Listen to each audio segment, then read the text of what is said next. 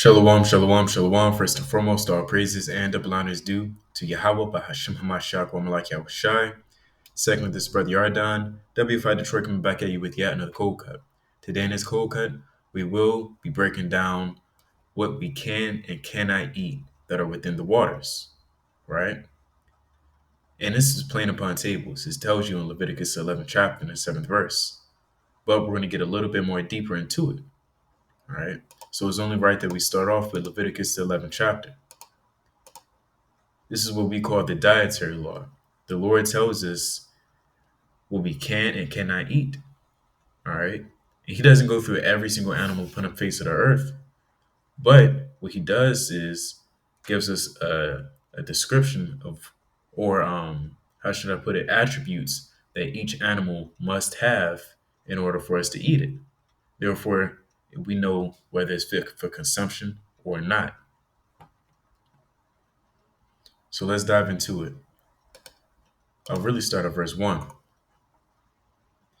right.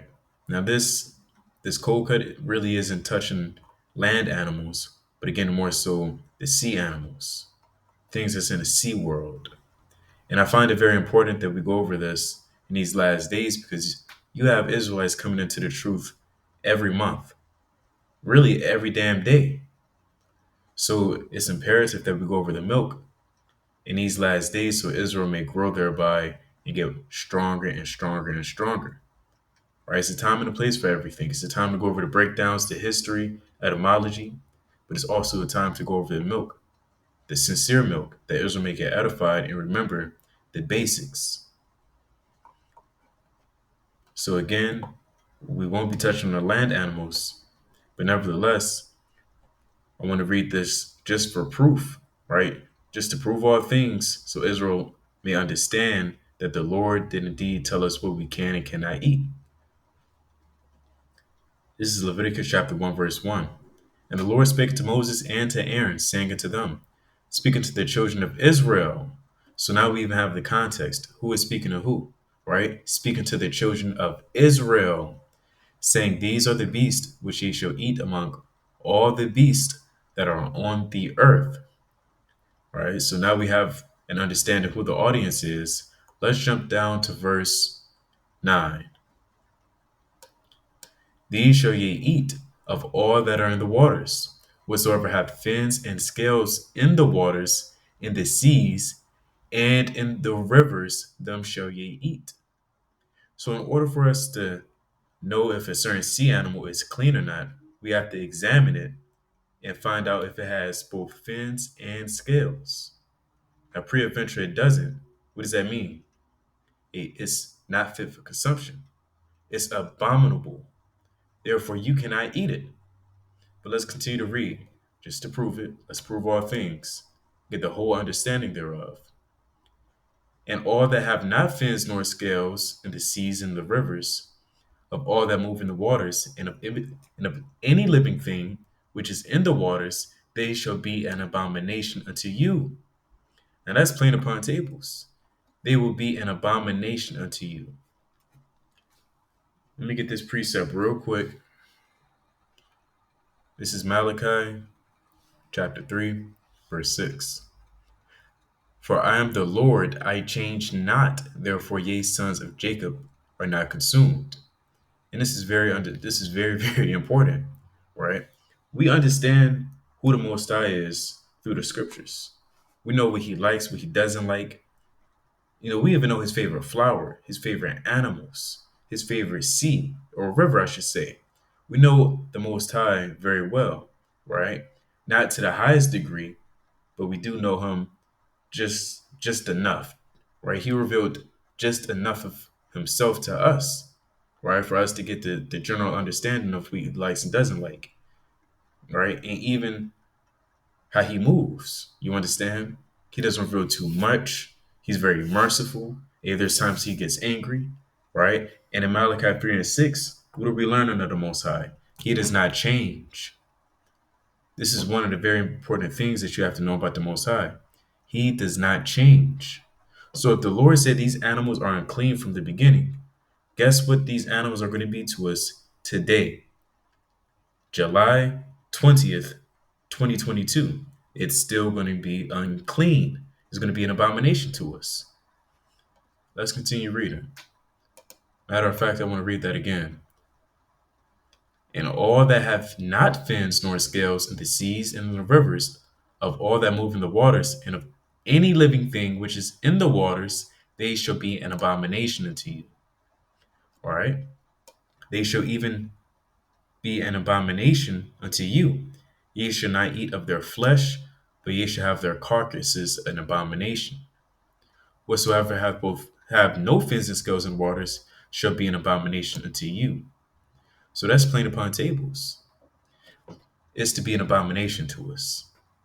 So, through experience, we understand if you've been out there in the highways and byways already, or if you've seen camp videos already, you should be very well comfortable in knowing what doesn't have both fins and scales. Well, before we actually get that, we know certain animals that do have both fins and scales, such as what? Whiting, bigmouth bass, orange ruffy, red snapper, cod, rainbow fish, salmon, sardines. It's a few more. I said salmon. Hey, even that's 8 fishes I just listed.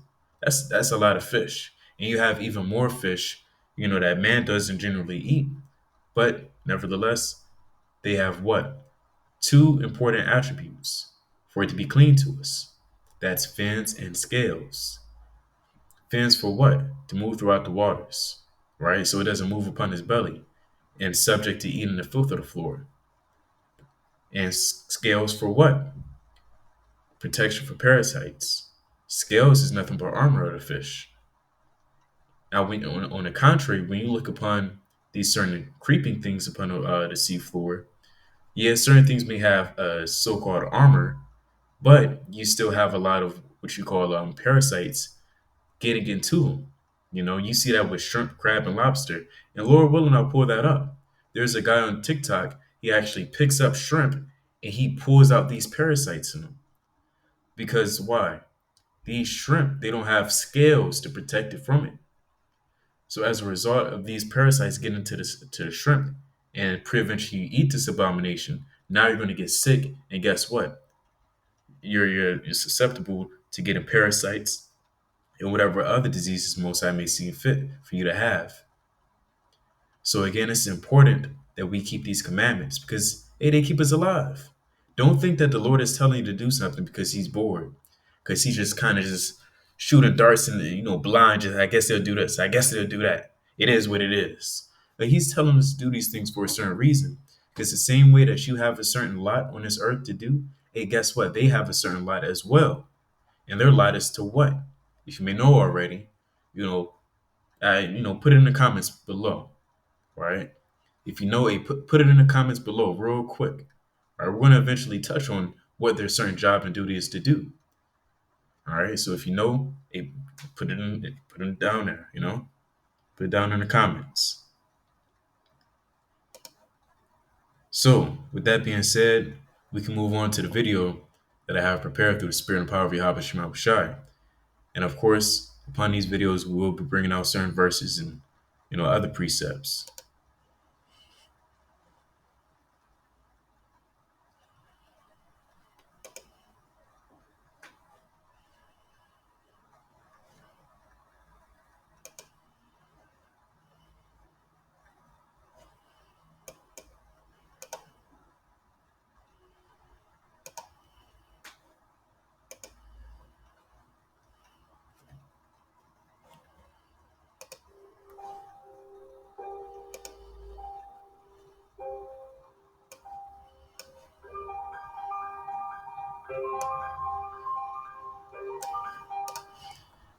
Now, before I press play, as you can read, the title is "Thanks to Shrimps, These Waters Stay Fresh and Clean." Short film showcase. Because a lot of people say, why I can't eat it? Because apparently, unfortunately, the Lord's saying that it's not enough for Israel. So we have to, like Paul said, it came to the Greeks as Greeks, came to the Jews as Jews, even came to the Gentiles as Gentiles, those without the law, without the law. So we're going to break it down to you on the lower level, see if you understand it, right? So you know why the Lord said we can't eat it. Because as I mentioned before, he didn't say we can eat it. He didn't say don't eat it for no reason. They have a certain purpose and duty to fulfill. And not only that, if you continue to how do I word it? Continue to take chunks of important animals and or critters out of their natural habitat for consumption or anything, wicked. Guess what's going to happen to the ecosystem? It'll fall short. You have what we call a domino effect. You take one thing down, and everything else just starts to tumble and tumble. And as you can see, real quick, even in the description, in this short film by Fresh Waters Illustrated, dive into a busy tropical stream ecosystem and learn how shrimp, crabs, and crabs is another. Before I read on, crabs is another sea animal that doesn't have both fins and scales. And other invertebrates are creating nutrient-rich environments for wildlife to flourish and humans to enjoy. The first time I saw it, I couldn't believe it. I mean, it was like fauna is completely different than anything I'd seen before. And you get 8 or 10 species all in a small pool, still coexisting, and they're all shrimp or crabs. It's like, well, how do they do that? How do they split up the resources? How do they share things? And so they all have their job. Feeding, they're filter feeding, they're taking particles out of the water, they're picking on all of the things that they can feed on. So there are all these things that process organic material, especially leaf litter, and there's a lot of it every day, and some months an enormous amount, and certainly after hurricanes, huge amounts of litter coming in to feed the food with. And it works. And it's been really resilient. We put out a trap in one of the ways that we sample our shrimp. And you pull it up and you see hundreds, literally hundreds in each trap. People's eyes light up and say, oh my goodness, that's a lot of shrimp. Yeah, and they're doing a lot of work. The kinds of places where the shrimp like to be are exactly the same places where the people like to be.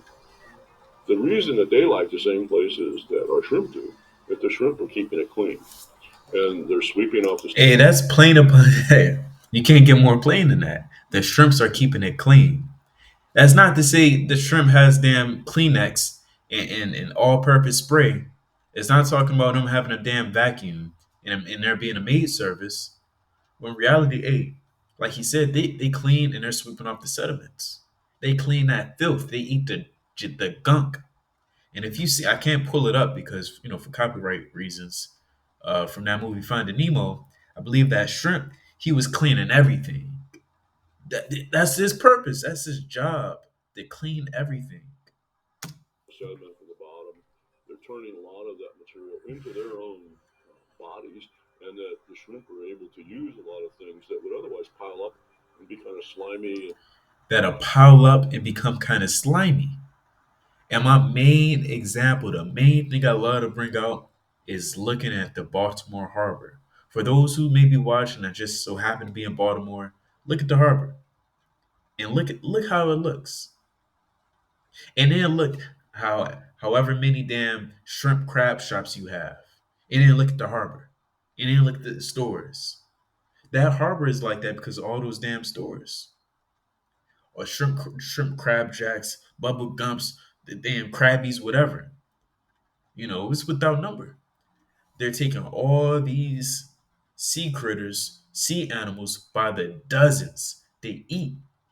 And when you take, as I said before, you take some out the ecosystem, domino effect. Now the water's going to look brown, muddy, slimy, and green.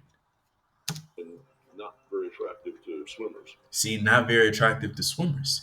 In fact, if you, and it's not because people are just dumping their water, their cigarettes in the waters, that's what's making it brown, dirty. That's not the only thing. You're taking these sea animals out of their home, their natural habitat. And so all that And again, those waters in Baltimore is not attractive. It's not pretty looking. sweeping and all that movement that they do is really keeping things great for recreation.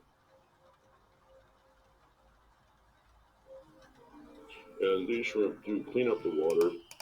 They're filter feeding out a lot of organic material. They filter feed, and this is an important word that we'll jump back to. They're filter feeding out a lot of organic material. turning it into shrimp, which turns into fish food and various other kind of things within the food web. And they're working 24 hours a day, 7 days a week at no cost to Puerto Rico.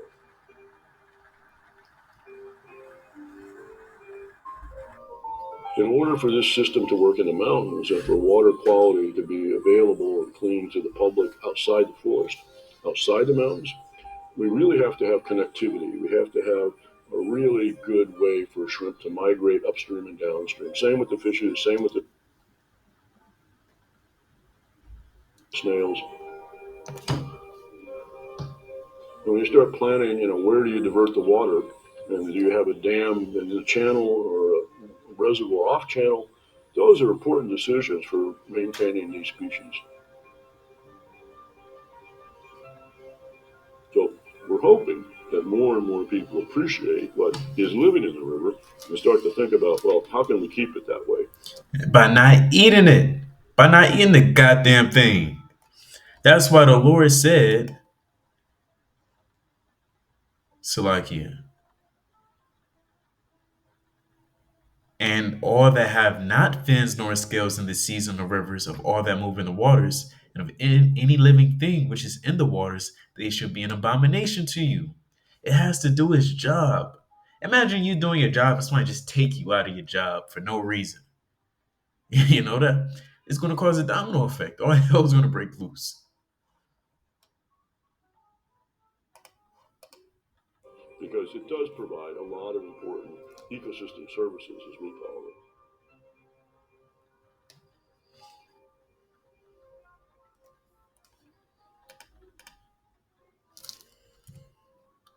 So that's the first video. You know, that's the first video. I got a precept. This is Wisdom of Solomon. Let's get to 1611 in here. This is Wisdom of Solomon, chapter 7. We're going to jump down to 16, 17. This is Solomon speaking. For he hath given me certain knowledge of things that are, namely to know how the world was made and the operation of the elements. So Solomon knew everything from the operations of elements, the atoms, the photons, how black holes moves, how they operate, they can't escape light, whatever the case is. And he understood the operations of the sun, even the moon, and the stars. As we continue to read, it'll say it. The beginning, ending, in the midst of times, the alterations of the turning of the sun and the change of the seasons. And today, these the things that he knows, people they have a profession in it. They're called meteorologists. The people that study the alterations of the sun and the moon, or astronomers, if I'm not mistaken. They study these things. The circuits of years, and the circuits of years is, if I'm not mistaken, uh, chronology. Let's Google that word real quick. I thought I had another name. All of this is important. The arrangement of events or dates in order of their occurrence, right? A chronicler, and the positions of the stars. So he knew about Pleiades. He knew about Orion, as spoken of in the book of Job. The nature of living things. So best believe that even Solomon understood the nature of living things. Likewise, to this very day, to an extent, we know the nature of living things. It's in the nature of shrimp, crab, and lobster to filter the sea floor and to eat it. And this is really what's the old saying? Two birds, one stone. Because yes, we're touching on what we can and can't eat, but we're also touching on the beauty of the Most High and how He set everything in order. This is deep. I love this chapter. And the fury of wild beasts. You call these people zoologists to understand because these people understand the nature of living things and the fury of wild beasts. Let's Google that as well. You can do it on your own time. Zoologist studies wildlife and other animals to gather that data on how they interact with their ecosystem. So there you have it. That's a zoologist. You can pause it. That's what a zoologist is. So Solomon was a zoologist. He was a meteorologist. He was an astronomer. The violence, so like of winds, right? And again, that ties into In fact, I think that has its own separate thing. People that understand the violence of winds. They made a movie off that, tornadoes. Let's break down everything.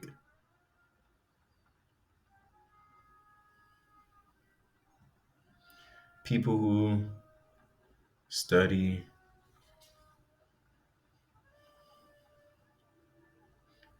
Okay, yeah, that ties into meteorologists. I thought they were called something else though. All right. And the reasonings of men, right? Today we call that psychology, right? Understanding the reasonings of men, the diversities of plants, that's botany, and the virtues of roots, right? That ties along with botany. And all such things are either secret or manifest, them I know. Even the things that we don't know about nature to this very day, hey, Solomon knew it, man. He knew it. He knew about the Leviathans. He had the understanding of things that were at the bottom of the ocean, right? For wisdom, which is the worker of all things, taught me, for in her is an understanding spirit, holy, one only, manifold, subtle, lively, clear, undefiled, plain, not subject to hurt, loving the thing that is good, quick and cannot be letted, ready to do good. But nevertheless, the entire point of us reading this was to know that even man, even people such as Solomon, hey, they knew, where was it?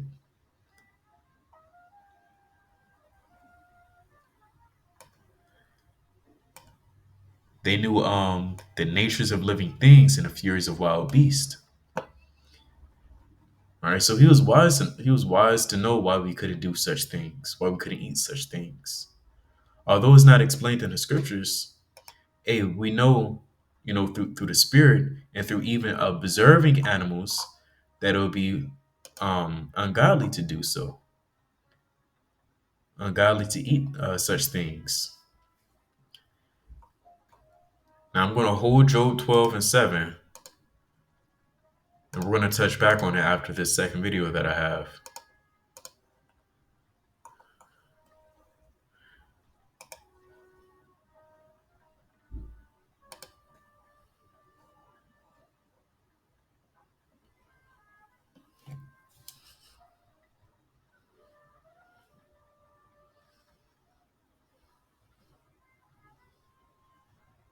So it's plain upon tables, and I'm going to hold that precept into the next video, really.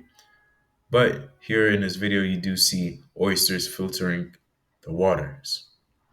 So in the beginning, for those who may be confused, these two waters, they're filled with the same amount of filth, right? Clearly, you see the oysters in this one, and you see nothing in that. So how does it get? How does these waters get more clear? What's happening? What's happening to all the filth? The oysters are eating it, right? They're filtering it. And in fact, now that I think about it, I remember Brita filters, they were real popular when they first came out. And that's exactly how these oysters work. You have the tap water coming down, and all the iron and other um, nasty ass metals or whatever that's not, it's like, yeah, all the nasty minerals and things of that nature, they get filtered out so the clean water will come out. That's exactly the purpose of these oysters.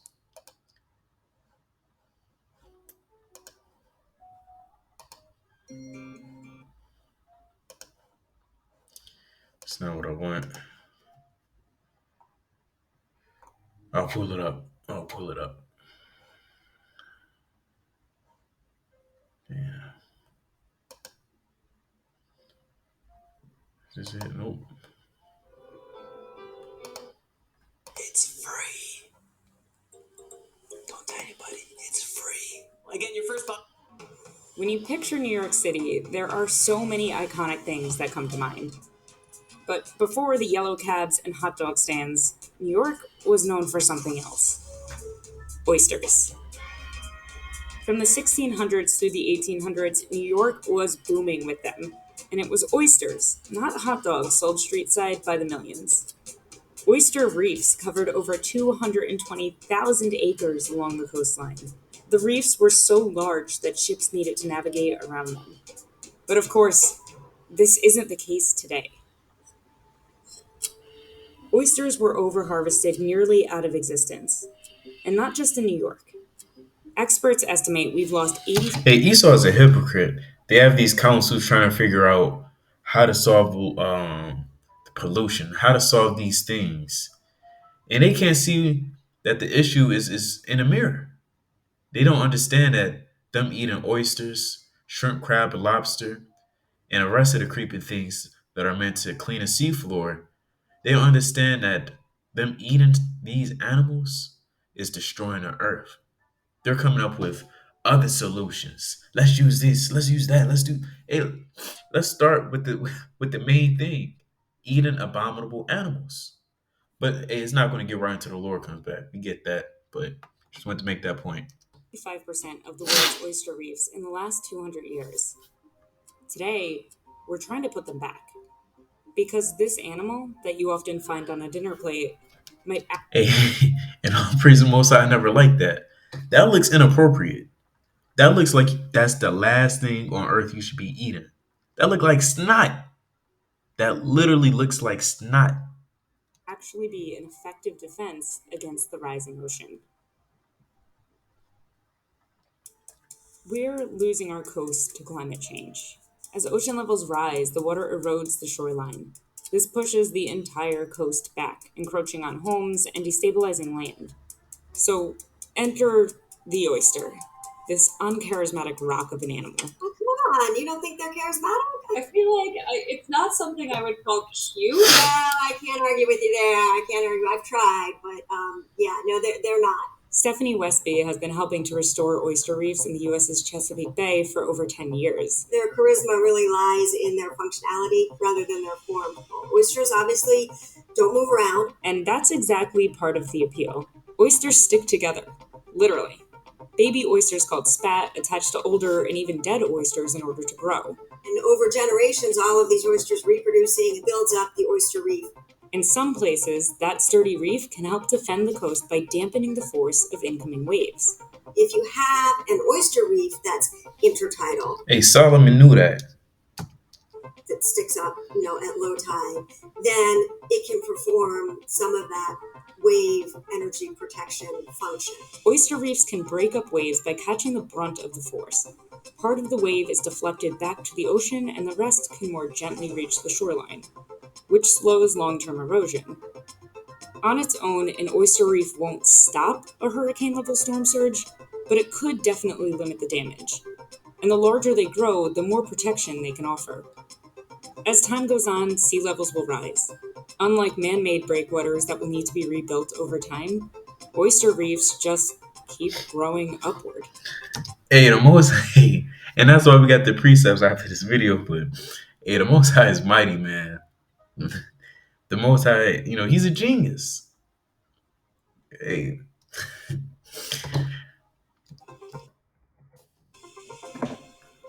and they're not giving credit to the Most High. Most High made them do that. Hey, when you see nature and you see the life in the world, the stars, the moon, the first person that should come in your mind, the first one should be the Most High. That's why all literally, we don't say that for fun, for the heck of it. We say it because we mean it. Literally, all praises due to the Most High. All the praises from this, that, the third, nature, wisdom, moving it, whatever. All the praises goes to the Most High. Various That's organizations mighty. around the world are working to restore oyster reefs. But reef restoration isn't as simple as just dumping oysters into a bay. They need something to stick to in order to grow. In New York, one organization puts recycled shells in cages for oyster spat to grow on. and groups in Bangladesh and around the US have placed large concrete barriers offshore for oyster spat to grow on. Now, on their own, concrete structures like this are actually effective breakwaters. And these devices that Esau set up, how did they get inspired by this? That's Job chapter 12, verse 7. But ask now the beast, and they shall teach thee, and the fowls of the air they shall tell thee. You have something called biomimicry, if I'm not mistaken. And long story short, that's when you have certain inventions or devices modeled after animals and how they move and operate within their ecosystem. So even from kung fu, for an example, like for example, they may say the cobra pose, fist, monkey fist, whatever the case is. They're naming it after those animals for a reason because they're mimicking the way that they move and operate, which is why it says, "Hey, but acts now, on a spiritual level, but acts now the beast, and they shall teach thee." Right now, these precepts they're double fold. In other words, on one hand, you may be reading something, and within its context, he's speaking about one thing, but that doesn't negate it from speaking about an entire other separate thing or situation. That's why it says what it says in Job the 11th chapter, and where the sixth verse.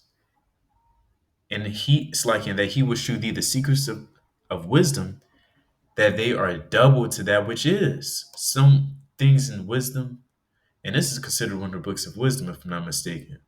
Certain things in wisdom is doubled to that which is. That's what you call a double fold or manifold. Know therefore that God exacteth of thee less than thine iniquity deserveth.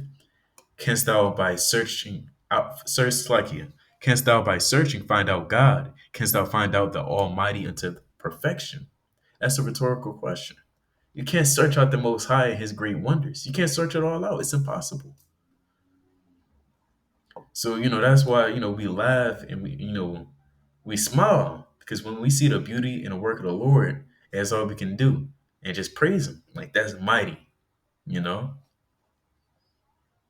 But let's get back to it. Let's get back to it. So, why add oysters? To understand that, it helps to look at a more familiar type of reef. Oyster reefs provide much the same function as coral reefs. They provide the same kind of habitat. They are the underpinning of the ecological systems where they exist, just like coral reefs. Oysters are filtration systems. They eat by pulling in large quantities of water. Algae, nitrogen, and other contaminants are eaten or harmlessly dumped to the bottom of the bay. And again, that's exactly how a brittle filter works. So imagine this. Imagine you just what happened. The Brita filter, it has another compartment, whatever. It stores all the filth, the contaminants, whatever, and you just drinking it too because it tastes good. It tastes like lemonade or damn Sprite, and you just drinking because it tastes good. But you know what's in there, but you don't give a damn because it tastes good. That is you with oysters, right? And a lot of people may be saying, well, we're probably well past it, but I'm sure a lot of people are still thinking, well, why you telling me this? You're messing it up for me. I don't want to know. Hey, the Lord said not be not ignorant of anything of a great matter and or small. And I'll get that. So we can prove all things. That's in the book of Sirach, the 5th chapter.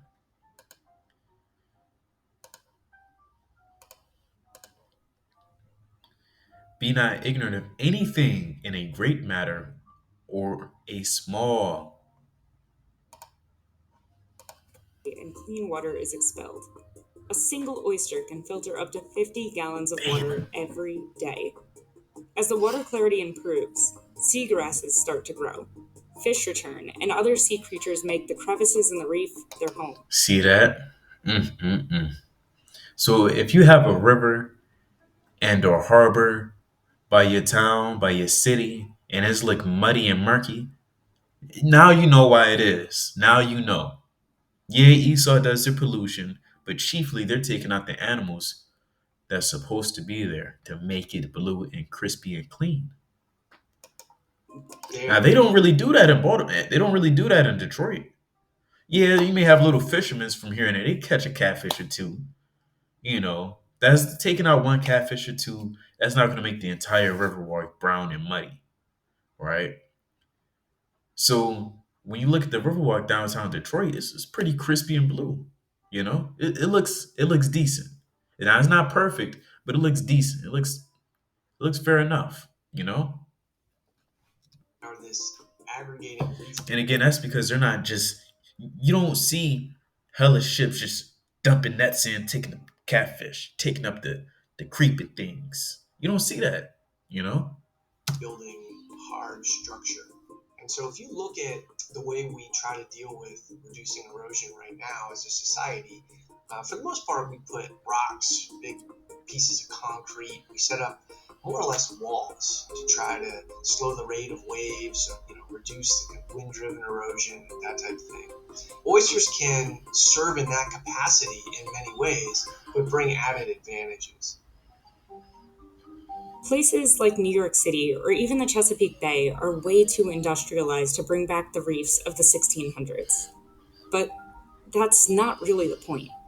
I don't think we can put it back just the way it was. I don't think that's necessarily a realistic goal. But I think we've got. And that's because Esau. That's because the man looked like him. That's because the man don't look like him. You know. Esau's the reason why it's not a realistic idea for it to come back the way it is.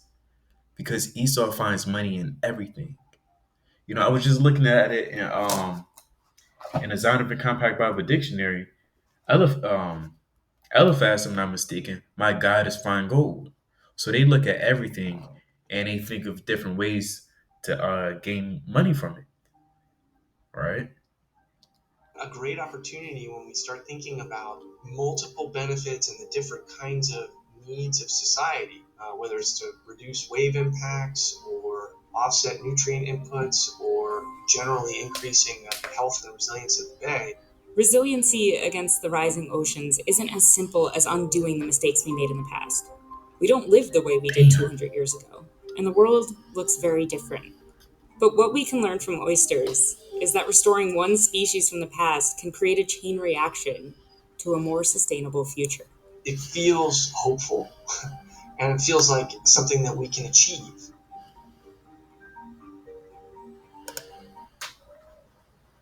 See that? So, like it even says in Romans, let's zoom in on that. In Roman, yeah, it's like Romans 11 chapter and 33rd verse. Oh, the depth of the riches, both of wisdom and knowledge of God, how unsearchable are his judgments and his ways past finding out. It's beautiful and mighty, right? Who would ever thought that this is the reason for oysters? But now you know.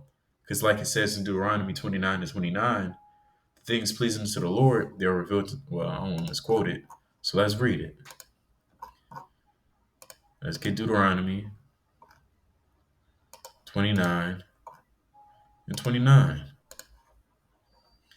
The secret things belong unto the Lord our God, but those things which are revealed belong unto us and to our children forever, that we may do all the words of this law. So even the secret things of the Most High are revealed unto us. But to those that are without knowledge, in other words, ignorant, and they're not. It's not revealed unto them because they don't even attempt to keep the Most High's commandment. They don't even attempt to fathom. So they're in utter darkness. So they're not going to have an understanding on an oyster reef and how it dampens the force of incoming waves, right? And that's very helpful. That's a very helpful thing. Imagine in the kingdom of heaven, we took all the oysters out for no reason. You would see so much erosion and things getting damn destroyed. But guess what? We're moving in wisdom and righteousness in the kingdom. So we don't have to worry about those things. And again, just a few takeaways. This is the oyster filtering the seafloor. It's like it filtering the waters. All right. What else we got?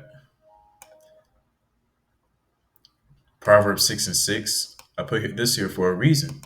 Go to the ant, thou sluggard, and consider her ways and be wise. All right. Now, yes, an ant is an unclean animal, but does that stop it from being wise? No. But and how do we exactly know that it's wise? You acknowledge the work ethic of an ant. You see that it's constantly moving. It can carry 10 times his weight, if I'm not mistaken. It has a lot on his back, but he still move for the betterment of the body and their whole family. For the whole, I forgot what they call it, a group of ants or the colony, you know? So when you even look at the oysters, they're going to teach you some few things. They're going to teach you some things, you know? And they'll teach you how to, you know, I ain't going to go too far, but they'll teach you some things. If you have wisdom, you know, even when you acknowledge the animals and the birds and the bees, even the sea life, there's certain things that you can pick up just by watching them. That's how a lot of inventions are inspired. That's why planes are modeled after what? Birds. Certain trains and the components of a train, they're modeled after owls, right? I believe one of the fastest trains is modeled after an owl. On certain parts that make up the train, you know, a certain cars they're measured by or some I think measured by the speed horsepower. You know, if you know what I'm talking about, then you know. So yeah, you gotta keep these commandments, or most I was gonna put you to death. That's why I have that here. That's Psalms 90 and 11. Again, out these closing precepts.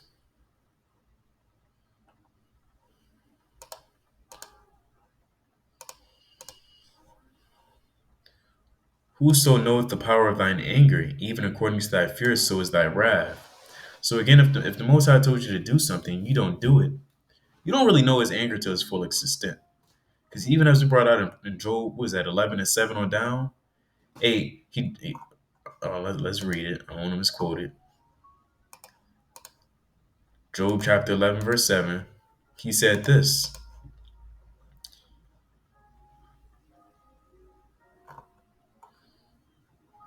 6. It's like in Job 11 and 6.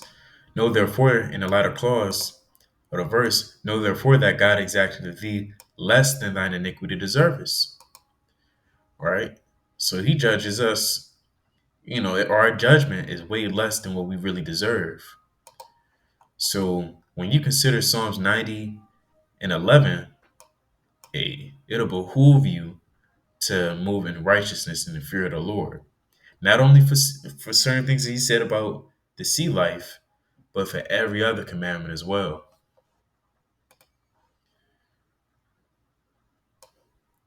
I'll close out with Isaiah 55 and 6. Well, it says right there, seek ye the Lord while he may be found, call ye upon him while he is near. And that's what you should want to do. Call upon the Heavenly Father while he is near. Because if you don't, you're going to get jammed up. And the Lord going to come back and give you an ICB, a missile, damn it. He's going to come back and give you a missile, right? He's going to give you a side of missiles with those oysters that you love to eat. You know, he's going to sprinkle some damn nuclear destruction on your damn shrimp. So with that, I'm going to bid Israel Shalom. Abba Ratazai, Israel's been edified through the spirit and power of Yahweh Shemiah Washai, through the precepts and sources that were brought out today. With that, Brother Yardan, Shalom.